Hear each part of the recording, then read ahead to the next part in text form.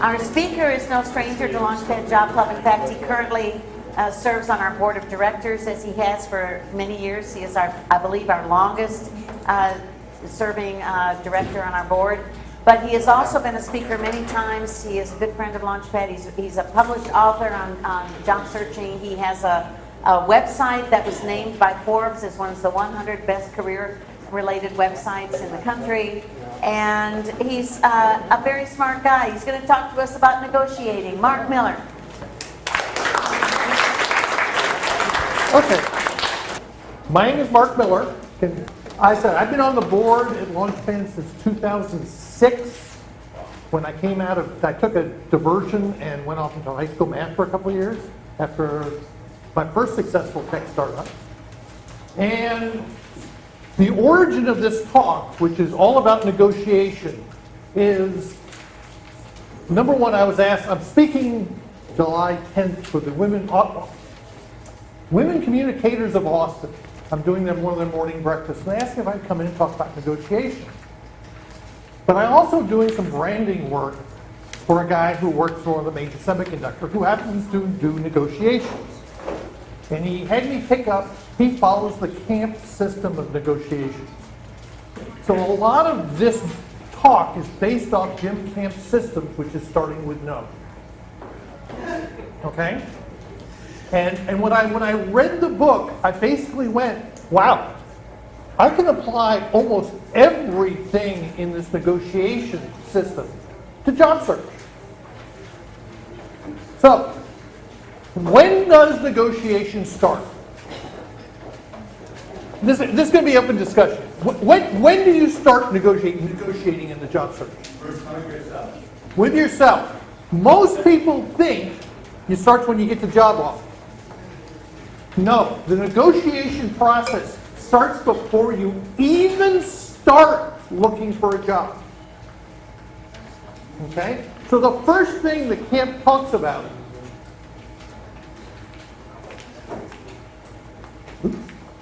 helps if I have my little thingy in.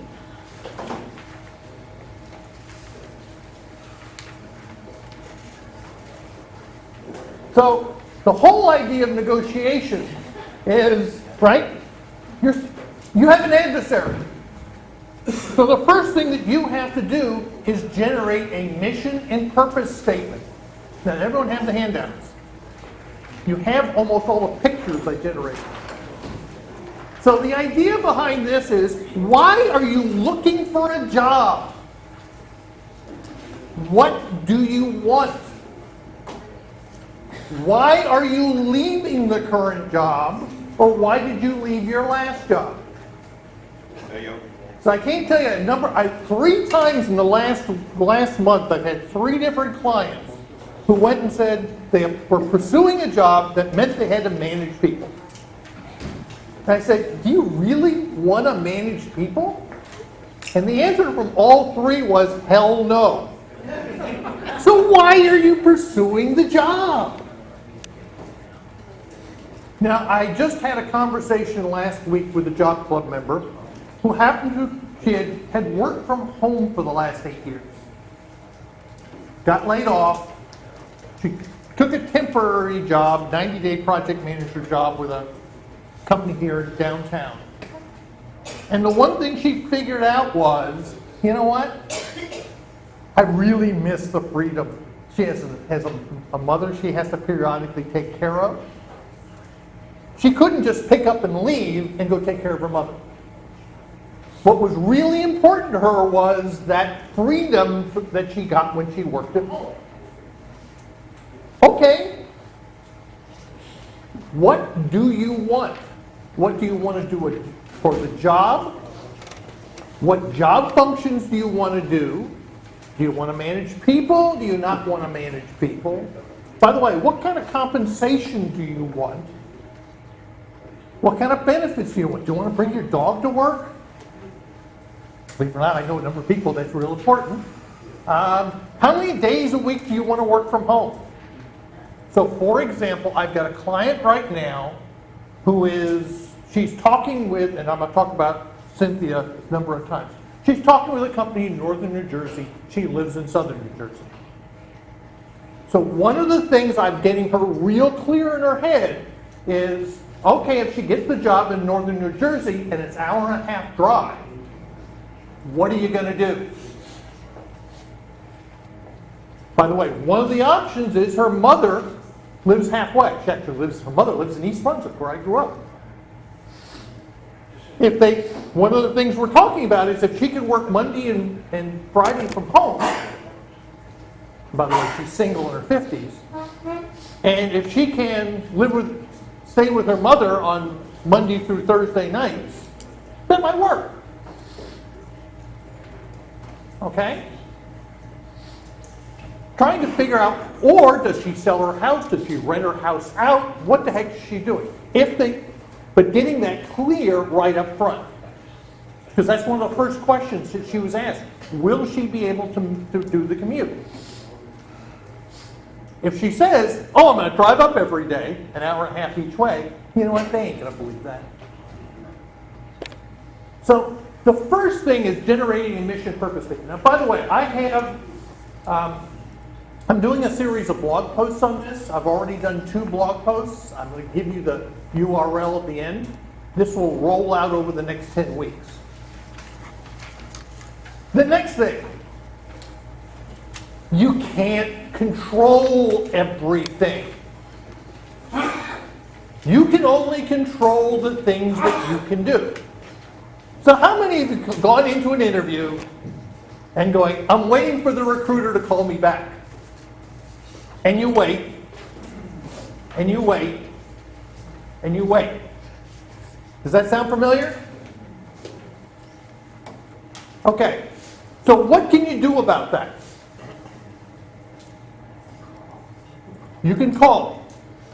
Number one of the things I want you to do, whenever you talk to anyone for an interview, you talk to the recruiter, the very first thing you do is you get contact information. So if you're walking in and you're interviewing with 5 people during the day, the first thing you do when you walk in the room is you ask for a business card. Now, if you wait until the end and they go, you know what, we really don't like John here, are we going to give you a business card? Probably not. Get it at the beginning. The point here is call. If you sit at home and go, why aren't they calling? That's wasted energy. One of the things I'm going to talk about later on is setting a budget. And one of the key pieces of the budget is the emotional budget.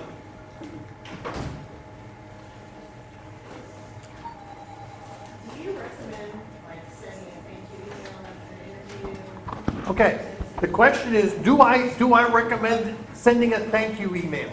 The answer is yes. You say thank you as many times as you can. By the way, if you are willing to, send a nice handwritten. In fact, what I recommend is doing a nice handwritten card and walking it down the day of the interview, or the day after the interview. When you get a handwritten card, do you open it? Yeah. How many of you get handwritten cards anymore? Right? Now, by the way, one of the things you're going to do inside the handwritten card is also stick your business card. Right? Because then they immediately... So the point here is you only have... Don't waste emotional energies on things that you don't have control over. Now, back in the 1990s, I was working for IBM, and I had 3 years where I was traveling about twice a month. In 3 years, I did not have a single successful business trip. I had weather. I had heart attacks on planes where we got in late because they had to divert the planes. I had a jet bridge break. Oh, the one time I'm going to Belgium, and the first day we got out there, and there was weather in Chicago, and we didn't have, when we finally were ready to take off, we didn't have enough fuel in the plane. Next day we got out on the runway, and we didn't have enough oil in the engine. It took me 3 days to get to Belgium. By the way, I flew back from Paris. It took me 2 days to get back from Paris. 17 days gone, 5 days in airports. What I learned was God was teaching me patience, but I stopped focusing on things that I had no control over. In your job search, focus on things that you can do and give up all that stuff on stuff that you can't. So, the next thing, your most powerful tool in the negotiation process is asking questions. And this is the who, what, why, when, how. And so things like, this is from my one blog post. One of the things you're trying to figure out is, why are they hiring for this position? Oh, the guy left. He only lasted 6 months. Ooh, not a good sign, right? My son, who's turned into a decent human being, is off my payroll. He took a job with the Department of Transportation in D.C. And he ignored every sign it was going to suck. Okay? High turnover. He knew that. He even knew that in the interview process. And by the way, the job sucked. Most important, you're going to hear me this over and over again. What are the pain points? So I have a client right now. She's interviewing with a pharmaceutical company up in New Jersey. And one of the things she asked when she got to talk to one of the vice presidents was, what keeps you up at night?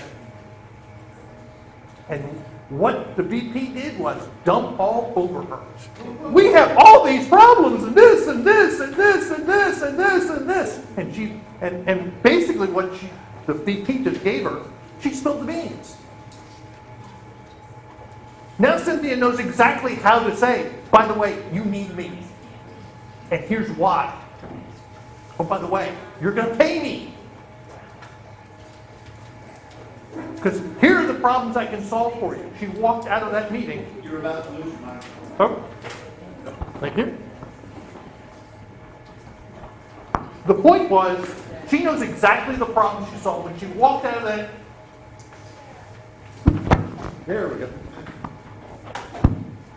She walked out of the interview and immediately sent an email to the hiring manager saying, by the way, here's what I heard, and here are the problems I can solve for you. Is that a compelling argument? So other things like, oh, by the way, who's the decision maker? That is one of the key things. Now, is the hiring manager always the decision maker? No. I'll use the example. After I left teaching, I went and took a job, believe it or not, the Jewish Community Center, doing corporate fundraising. I joke, being a non-Jew, being the face of a Jewish organization is interesting.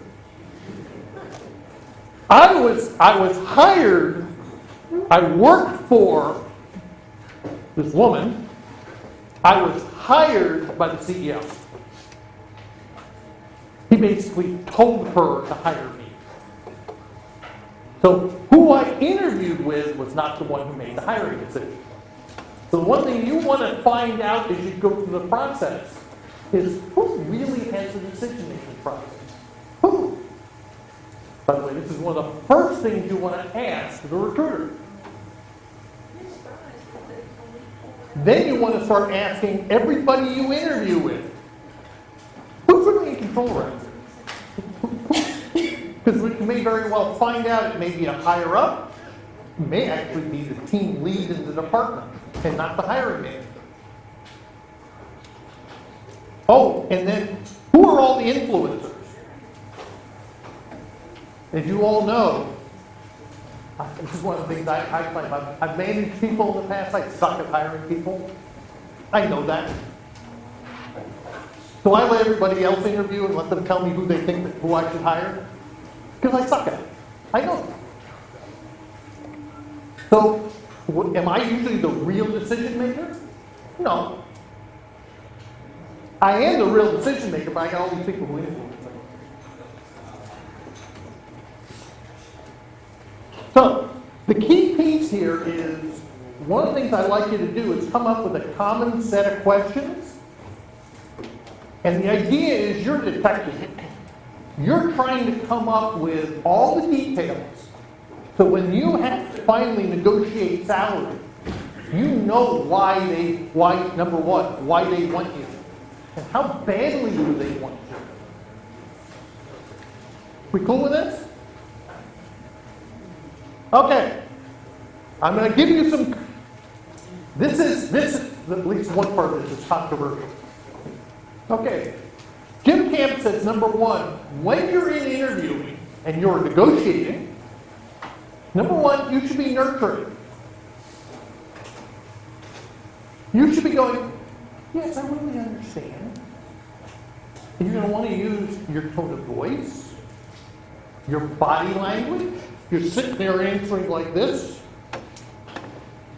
In other words, you want to be caring. You want to listen intently. You want to ask, again, your tone of voice is really important. Why? Because the person across the table from you is your adversary. You want them to hire you. You want them to feel comfortable. You want them to spill the beans. You want them to tell you why are they really doing all these things. But the idea is, as you're having these questions and you're asking them questions and they're asking you questions, you really want to focus on, gosh, am I a nice guy? Of course I am, because of the tone of voice I'm using. Okay. What happens when you're asked a question that you don't want to answer? Okay? I am a big fan of this. It's called pivoting it back with a question. Now, I've written about this twice before. Why are you leaving your current job? And the last thing you ever want to say is, my boss sucks. And I'm running away from him as fast as I can. By the way, I left my last corporate position because my boss was an unethical asshole. I left because he asked me to hire the CEO's brother, which I flatly refused. And he told me I had to anyway. We were a public company. So, what? I'm so sorry. Yeah. Is it okay to say, if they ask you why you left your last job, is it okay to say that they hired me for 40 hours, but I ended up working 60 hours? I mean, is it okay to say No. that? What you're going to do is you're going to say, my last job was okay. You know, one of the things you don't want to do is ever go negative. Never go negative. But then pivot it back directly to, but by the way, this is what I'm looking for. You know, I want a job where I have, you know, certain boundaries, or I want to do certain things. Tell them at that point, what do you want to do? Can you help me with that? Is that something I can do here? The idea is to keep them from digging. Okay? So, no, you never tell them they worked my butt off and I didn't like it. You can't say that. But it's realistic. Right. Yes. And then she told me, she said, well, duties of this job, this last job I had to work. I worked the job and then I took work home. Yes. I don't want to do that anymore. So she was telling me during the interview, this job requires occasional taking work home. That's always working on. The point here is, the point here is, you don't say, you know, why you left. You pivot around to say, where do I want to go? What do I want? And then pivot back with a question. Now, I just had a LinkedIn publisher post that did really well, and it's called, "What happens when they say, what's your current salary?" And my response is, you never tell them that. Now, I had a whole bunch of recruiters on my LinkedIn publisher post who went, "Oh, you're being evasive." No, you can do it very nicely. Going, when they say, "What's your current salary?" You go, "You know what? I know what you're trying to do, and that's you want to know whether you can afford me. So how about you tell me what's the budget of this position, and then we can just talk." Once they give you the budget, then you can start throwing out a number to them. And by the way, it's not what you currently make.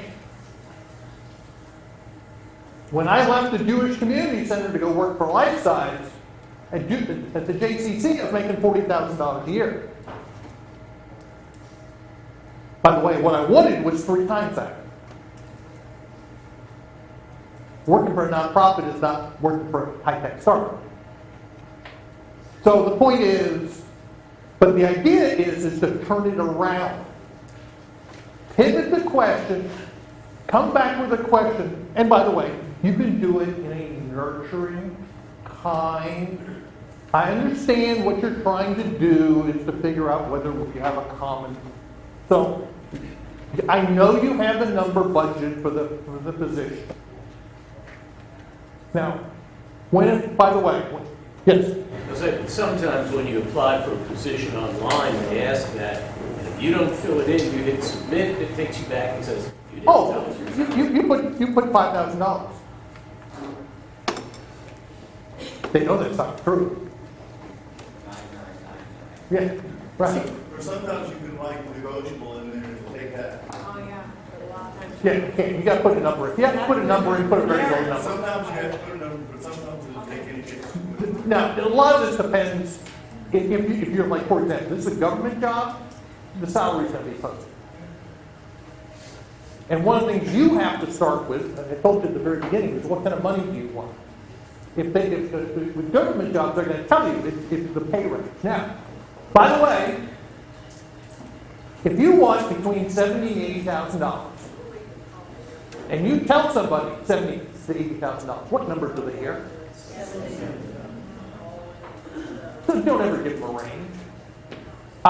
One of the things I was taught at IBM, at IBM, I was working on a word processor back in 1978, and one of the things they told us to do was when we were asked to say, well, here's a project you're going to code.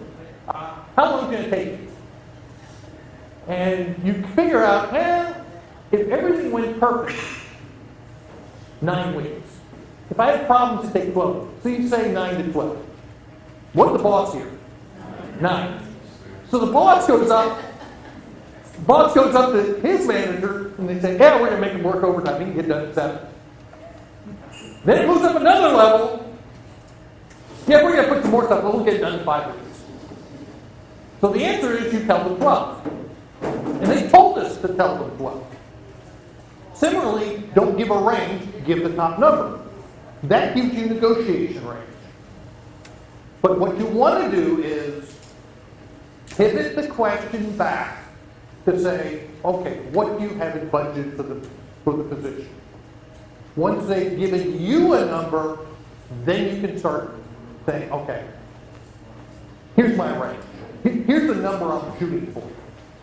And by the way, in fact, I'm working with my one client with the pharmaceutical company, is going, they probably can't meet her salary, but they can meet in total compensation. You know, restricted stock units, bonus, and all that. Okay. The next thing, you should walk in with a blank slate. This is really key. In other words, keep emotions out of it. When someone walks in, you're in the interviewing process, and they go, oh God, you're perfect for this job. What are you doing inside? What happens? Yeah! The last thing you want to do is show that. Because number one of the things they may go is, okay, we got her, we can now offer her less money. Or you're going to let your guard down. What you want to do is you want to keep you emotionally even keeled. This is both, I know all of you have at some point in your job sort of gotten really down. We all do. It's hard. But the point here is, one of the things you don't want to do is walk into the interview and act needy. I need a job. It will come out. If they start telling you, I said, I had a client this last week. One of the folks she interviewed with said, you know what, we need you last week. Okay? And I told her ahead of time, if someone tells you that, you say, thank you very much. Keep it. Ignore it. Stay on target. So, number one, don't let your emotions, both high and low, get a hold of you. Am I making sense here? Okay. By the way, Ken told me, he says, I know what you have in there. Mason jar. I said, but it's got lemons in it. He says, yeah, but people do.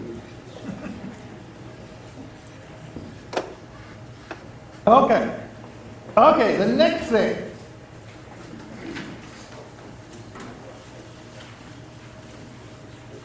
Assume nothing. I can't tell you the number of times where I've had clients who said, oh, the recruiter called and the recruiter said, well, you're not exactly the right, you're not, we only can pay you so much. You're not exactly what the hiring manager's looking for. Okay. What's the recruiter's job? They're a filter. They are not decision makers. So again, what you can do in that case, remember I said do what you can control? Because that's when you tell the recruiter, saying, please take this message back to the hiring manager. Tell them what you want the recruiter to tell the hiring manager. But don't just assume, well, I'm lost.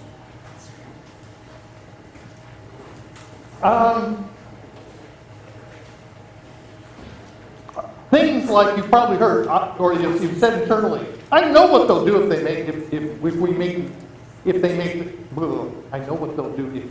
that offer. Oh, this is just the way they operate. Really? How do you know how they operate?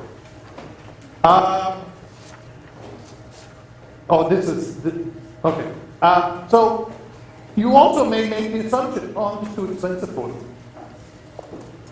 Anybody make that assumption in the past? Or things like, I'm a perfect fit for the job. Of course they'll hire me. Was anybody here for Charles Flack's talk a few months ago? Charles Flack did a great talk, and one of the things he basically said in a blog post was, oh, you're a perfect fit for the job. We're not going to hire you. You're a perfect fit for the job. You can get more than 6 months leave. We don't want a perfect fit. We want someone who's going to grow into the job. And by the way, you can pay them a little bit less. Oh, if I ask for more money, they'll rescind the offer.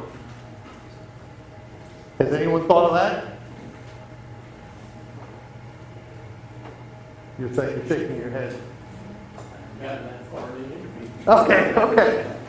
Did you finish what you were saying about when the recruiter called you and said you're not exactly what hiring They're looking for it. Yes. At that point is give the recruiter the message that you want to take back to the hiring manager.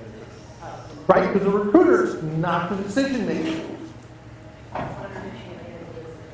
Well, what happened was, I said I had my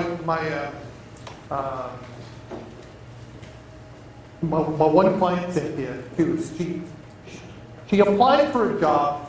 First, she got a referral into the company. They told her to go apply. She applied, and it's one step below where she is today. And the first thing the recruiter asks her is, and they start talking money. And they said, this is a little bit lower than what you're currently making. This is a little bit below you. You really want the position? And what I had Cynthia do was say, yes, I do, but let's keep talking. Similarly, when I hired on at Life Science, when they called me up about a training curriculum position, and we talked money, and they said, oh, we have budgeted $50,000 for the job. And my response was, you're not going to get anybody for that money. Sorry, you're just not going to get anybody. For what you need done, you're not going to get anybody. Then they asked me what I was looking for, and I told them almost double. And they said, well, are you still interested? And I said, yes, I'm still interested. Let's keep talking. So don't assume that if they have $50,000 budgeted for the job, that's irreversible. But that's what happens. Many of you will walk in and assume that it's set in concrete. Don't assume. Assumptions are very, very dangerous. I'll use a classic example. There are two kinds of assumptions. Conscious assumptions and unconscious assumptions. The unconscious assumptions that bite you. So the classic example is 1980, I owned a 1976 Ford Pinto, a non-exploding one. Okay? And I've repaired cars, I've rebuilt. When I was young and stupid, I rebuilt a lot of cars, Fiat, Toyotas, Hondas. And I figured out that my starter cell noise was bad. Wouldn't start. Click, click, click, click, click, click, click. So I went down to Dale's Auto Parts. Anybody who's been here in Austin long enough remembers Dale's. And I bought a brand new starter cell. Saturday morning, I put it in, didn't work. Did not fix the problem. I spent the whole weekend. Finally, about 5 o'clock on Sunday, I went, damn, it's the starter cell. I went and bought a second new one. It worked. My assumption was, my unconscious assumption was, that first one I bought was good. It had to be good. It was new. That is where assumption, and we all do them, is sitting back and what am I assuming? Can they pay me? Or I said, well, I'm working with my one client with Cynthia at the drug company. They can create a job for her. She is not a perfect fit for the current job that's posted. They can change it. In fact, with Cynthia, she has given them 3 chances to walk away. By the way, one of the most powerful things you can do is tell them it's all right to say no. Right? I know I'm not a perfect fit for the job, but you know, and if you tell me no, that's okay. But here's why you need me. When you give them the opportunity to say no, do you think they're going to say no? No. They're far less likely to walk away. And she's had 3 different times, and we're hoping right now, she just had a phone interview with an HR person yesterday. That 2 different times she's gone up there, interviewed in person with 6 or 7 people. And she's not a perfect fit for the posted job. My guess is they're going to create a job for her. Okay. Okay. This is one of my favorites. Know their pain. This is where you play consultant. Now, by the way, I love this picture because, yes, I have an ongoing relationship with my periodontist of 20 years. My periodontist and me are on first name basis, and I go get my teeth cleaned every 3 months. 3 months with my periodontist, one my dentist, and I always walk in and they say, "Oh, glad Mark, we're so happy to see you." I say, "Oh, I'm just so happy. I love when people stick sharp implements in my mouth and my gum. Oh, I love this." Say at least my periodontist, I'm their favorite client. Okay, one of the things is you want to find out what is their pain. Why are they hiring? What problems are they trying to fix? Because you know what? You're a doctor. You're a consultant. You can fix their problems, but you can only go sell that if you know what the pain is. Again, with Cynthia, she's going in, she's a multi-channel marketing person. And this company is going to launch 7 drugs in the next 2 years. By the way, the pharmaceutical industry is highly regulated. And all they got is do your people. And she's going in and I said, when she went in and talked to VP, one of my favorite questions is, what keeps you up at night? And that VP just jumped all over. Said, I don't have subject matter experts. I've had problems with the brand teams. And her response was, went back to the hiring manager and said, here's what I heard, and here's why you need to hire me. Because I've done X, Y, Z. She wouldn't know to do that unless she got the vice president to spill the beans. So one of the key pieces is you've got to sit there and probe and poke and say, why? What's the problems? And how? And what that does is put you in a negotiation position to say, hire me.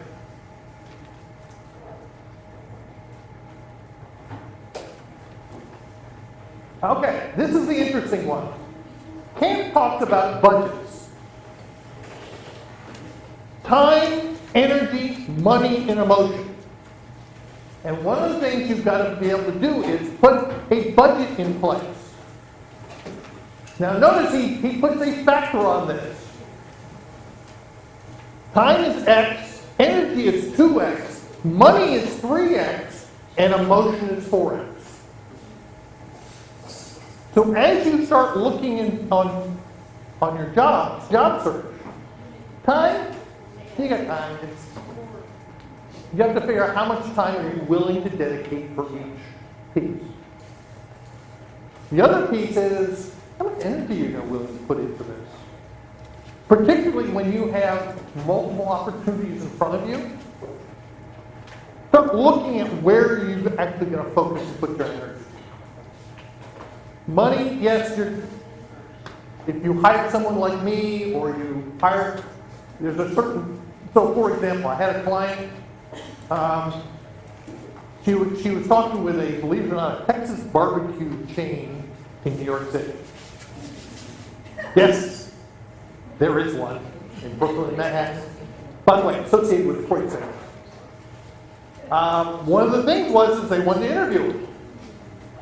And I said, fine. And they said, well, we don't want to fly you up. So I said, go get on JetBlue and go. Now, one of the things I had her do was, by the way, when you land, just flying up on a Saturday morning to LaGuardia, I said, you tell them to pick you up. Oh, but I can get a taxi. No. Because the key piece is the emotional piece. If you show up and they are responsible, which is easy, they just called an Uber car and got her picked up. Then you don't have to worry about, okay, am I going to get there on time? Do I know where I'm going? When I used to work for IBM, back in the 90s, I did a lot of sales closing. So I did a lot of one-day trips.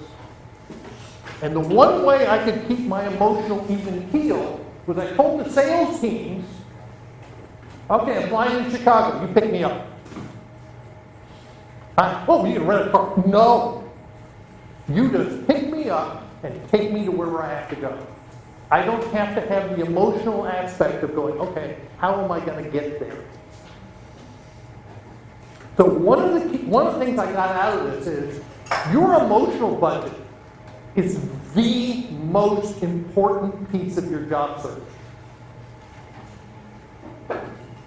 Does this resonate with people? I can see the heads going up and down. Understand how much,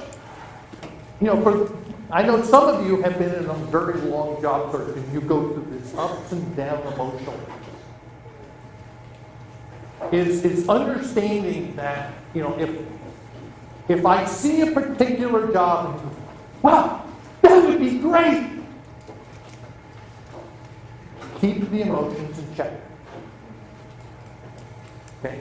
If you keep the emotions in check, you get your hopes up, be aware that, by the way, that consumes energy. And understand for any particular job, you get, I'm going to get this job, I'm going to get this job, and suddenly, well, you didn't.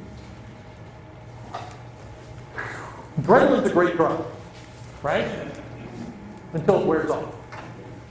See, by the way, you may not believe this, I'm a total complete introvert. I am a closet introvert. So when I'm done here, I'm going to go home.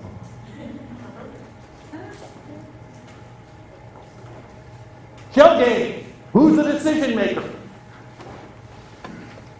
Again, part of your questioning process has to be who's going to make the decision. Who are you actually going to be negotiating with? And it may not be the hiring manager. Now, the hiring manager may determine the salary. Also understand with the hiring manager how much leverage do they have determining salary. There's some things that, as I claim, they may not be able to say, oh, but I'll use the example. Whole Foods. Got a client hired into Whole Foods. Whole Foods does not offer medical benefits for the first 6 months of it. Okay?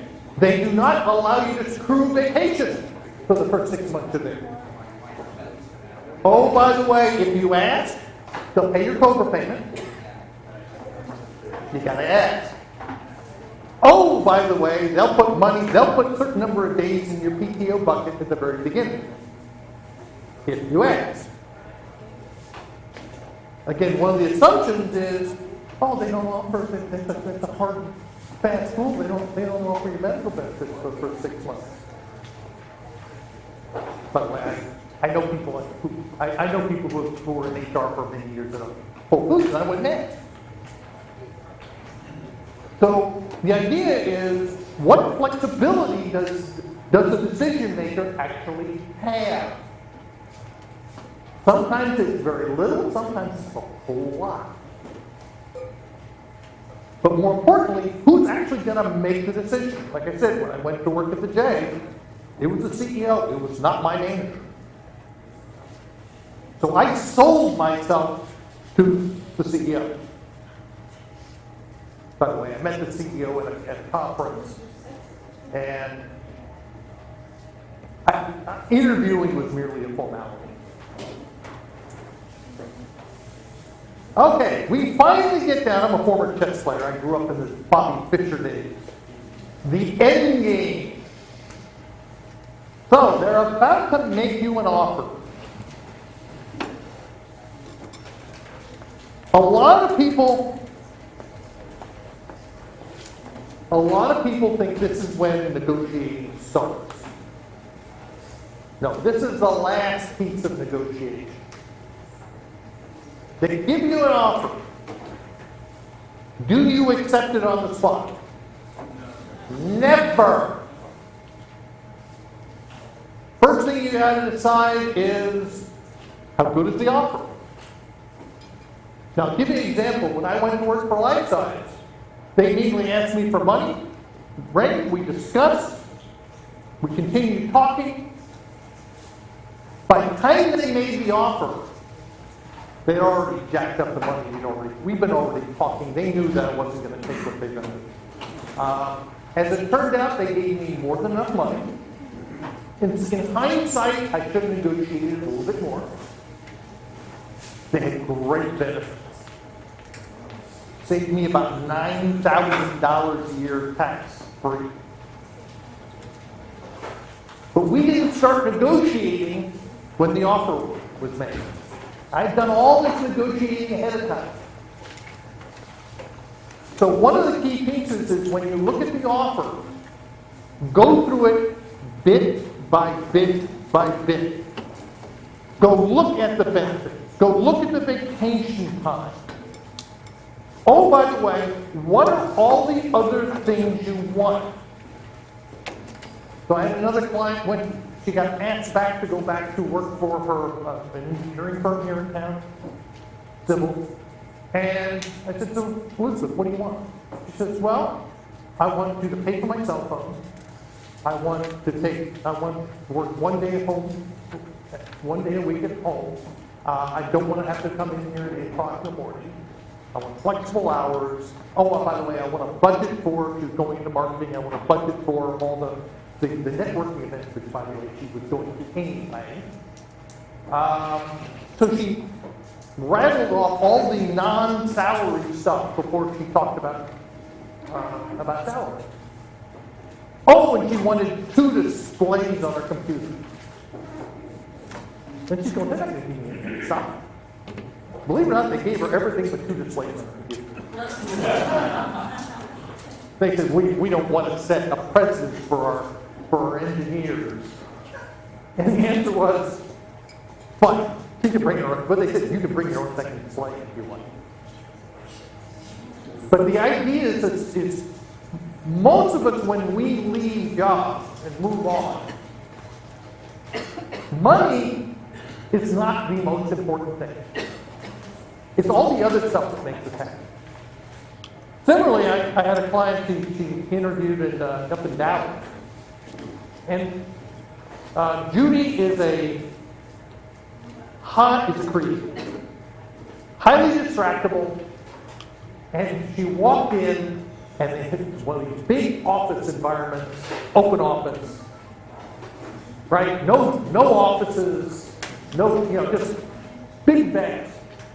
And she said, well, can I get an office? And I said, no, we can't do that. We no office, but and she went, bye. And she said, because I told her, you're going to go in there and you're going to fail. She's highly, highly distractible. She's done this before and failed each time. Okay, that was and if they say, sorry, then she walked away. You have to understand what's really important to you. And then, go ahead. If you accept the job offer by phone, like if you went to an interview and it was a very successful interview and they told you the salary, they told you the benefits and everything, and then at the interview they say, well, we have more people to interview. Okay. And they call you. Until you get something in paper, you have nothing. They can say, we have the offer. But until you have something in paper in front of you, you do not have a legal offer. When you send me the details, I'll look at it and make a decision. Because there's a lot more than just simply the salary. What's the benefit factor? How much is vacation? What's the benefit? Oh, how much are you paying for my benefit? How is vacation accrued? Oh, is there bonuses? When are the bonuses paid out? What are all, that's it, until you get it in paper, and so one of the key pieces is, you're going to look at the entire package. So I do exactly that. I've been negotiating back and forth with a dialysis company. I had a phone call on Tuesday afternoon out of the blue. I was talking to the person I've been talking to since mid-May. So then I need to jump over a second. You can't see over the phone. She doesn't tell me who I'm talking to. I've been talking to the director of nursing and the nursing educator. Yep. They talked to me for about 8 to 12 minutes. We've been on the phone, and they go, hey, we're going to have a discussion, and someone will contact you within 30 minutes. I get contacted within 8 minutes after that phone call. Yep. And it's an HR person kind of reviewing the discussion. And then they say, so in my original discussion, when they called me, I told them what I wanted per hour. When the HR person called me back, they said, we're willing to offer you this, are you interested? And I go, yes, I'm highly interested. What I didn't say is this very important line right here. When you send me the details, I'll make a decision. Right. The fact Right is, now, so my question to you is like, am I still in the negotiation? Yes. When I receive the paperwork, I can still enter into negotiation? yes, so once you receive the paperwork, one of the first things you do is, and if you look at it, so like for example, my client Cynthia, we know the salary is going to be $5,000 to $10,000. But then you say, okay, I understand you can't go up, I understand you can't go to any higher salary, I understand it's higher salary, but I'll accept other compensation. So what can you do for restricted stock options, bonuses, and by the way, you never give them a number. You say, okay, you're going to have to sweeten this piece. So I gave them a number, and they came back with over 10% more as an offer. Yep. And I said, I'm willing to accept that offer. So, but even though I haven't received the paperwork, you're saying I can actually still negotiate? You can still negotiate, yes. Because one of the things you want to do is look at the total. If you suddenly find out that suddenly it comes up, and by the way, we're not going to pay your health benefits for the first year. Okay. Right. So the salary, you've agreed to the salary. But one of the things you want to look at is everything else. And so that's where the whole negotiation process. Now, the big thing here is you got to get in your head, what are you willing to accept? What's okay? And one of the other key pieces you have to understand is again, get them to give you the numbers first. Be polite, be courteous, be nurturing. A lot of people assume if I'm, that in order to do this, I've got to be a jerk. No, you don't. And again, the same piece of giving the option, just telling them it's okay if you say no. If I tell them, I understand, that you may not be able to offer me, this, but here's what I want. So the key piece here in the end game is tell them they can tell you no. They're less likely to do that. So, has this been useful? Again, I'm going through Camp's book, and I'm going, wow, all of this applies to job search. Yes. I ask a question. This happens sometimes for those of us who are more than 30 years old. Do the interview. This is really great. It looks like you're overqualified for this position. Okay. Are you? Probably. Okay. Then why did you apply for the job in the first place? Yes. That's where, number one, learning to position yourself at the beginning that you appear less qualified.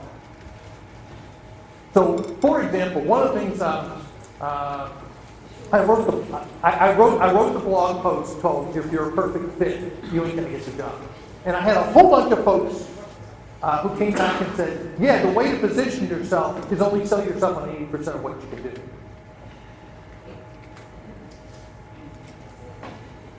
And position yourself that way. Now, the challenge comes into is one of the things you don't want to do is appear needy, which is hard. That's where keeping the emotions in check is real important. It's important for both how you appear, but also that emotional budget we talked about, which, when you're going through this, it sucks. I want to say phenomenal talk. Oh, thank Very you. wonderful nuggets of information. Really, really helpful. Some of the points that you made, for instance, having coming to you at the airport, say, okay, I'll decide when I get the offer. Those are ways that you're communicating your value Yes. in a very, very loud way, and that's key important. Yeah, Thank you for the talk. Yeah, one of the key pieces is when you ask really good questions, it shows that you're really smart. When you're asking, going in and saying, okay, what are you doing about this? And suddenly it's like, you know, I said when I hired on at Life Size, and I said, so, you know, the money and the budget, I said, well, you can't get anybody for that money, and you can't get anybody for that budget. You ain't gonna accomplish it. Huh? You want my expertise, that's what I'm telling you.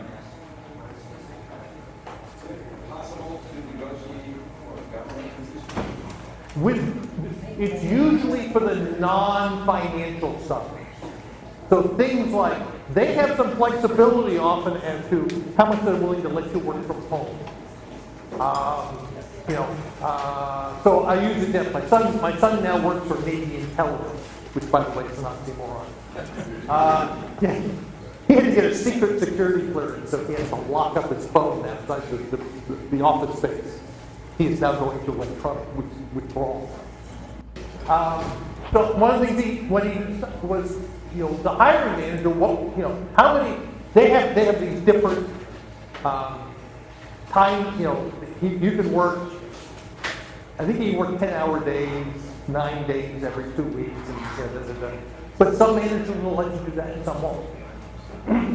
So understanding what the manager is willing to negotiate on. Okay? Money usually, you know, they got the salary range and like. By the way, my website, careerpivot.com, my blog, you know how to get a hold of me. By the way, feel free to connect with me on LinkedIn. Just tell me you're at Launchpad and I'll accept your connection. My Facebook page, it's lonely. Friend it.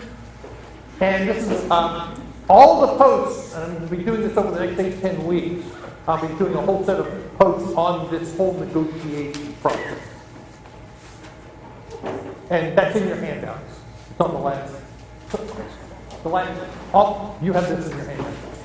Okay, any last questions?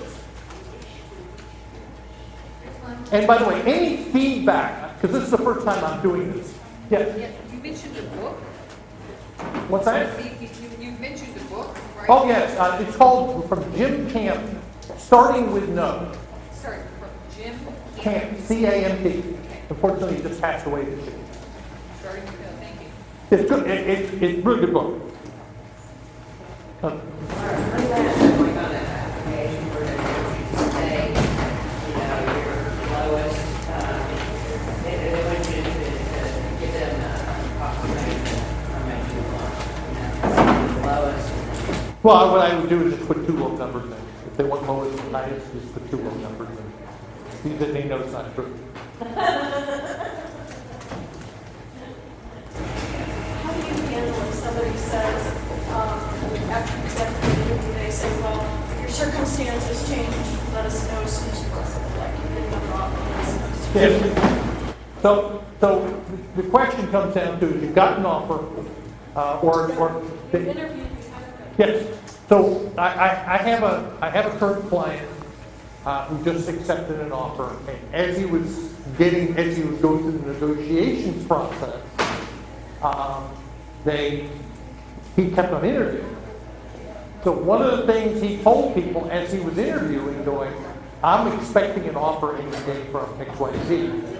And what that did was, is anybody who was interested in, they sped things up. So this company knows that they hired me at expense. Okay. So, it's been about more than a month. And they keep, and I contact them back and keep saying, if your circumstances change and you have an offer, let us know. Okay. If do you want to go work there? Okay. Here's a little trick you can do. Go back to them and say, can I do a 90-day contract? Okay. And say, because number one, what that does is you can now date them. It's dating for a job. Now, by the way, charge them a top rate. Okay. What it does is it allows them to put a financial dollar around where the two of you can figure out whether you're a match. I had one client who got laid off from IBM, one Fed member, and he immediately got hired back by IBM for a very short-term project. And so I said, okay, go back in, start offer $100 an hour for 20 hours a week to do. He did a 4-step plan in the interview process. He says, let me do the first 2 steps. 20 hours a week for 12 weeks. And they went, $100 an hour, 20. They can add up the dollars. They say, okay, yes, that's the amount of money we're risking. Oh, by the way, at the end of 12 weeks, they brought him on as contractor for 40 hours. 9 months, 10 months later, they finally hired him as a full-time employee.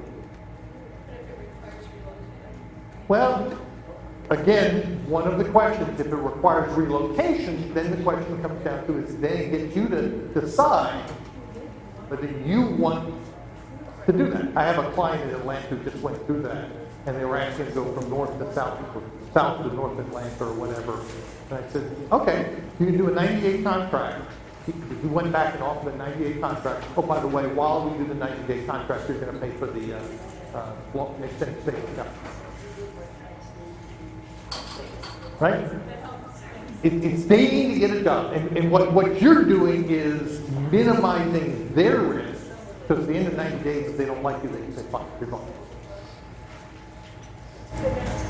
How do you charge for your services? We can talk about it all the Negotiating. Also looking for a job. She's got several applications and then lately she doesn't come back home. And I say, you need to go, and that's what's going on. She says, I don't want to get that. No. If you heard who was here a couple weeks ago, Gary O'Neill, he said, be a pest. The average recruiter, for every job posted, he has 180 applications. Typical recruiter has filling 30 to 50 jobs. They don't have time to get back to everybody. So be a pest. Waiting is not a strategy. Right. Yep, and by the way, I did a blog post based on, which is my Monday LinkedIn publisher post. Waiting is not a job.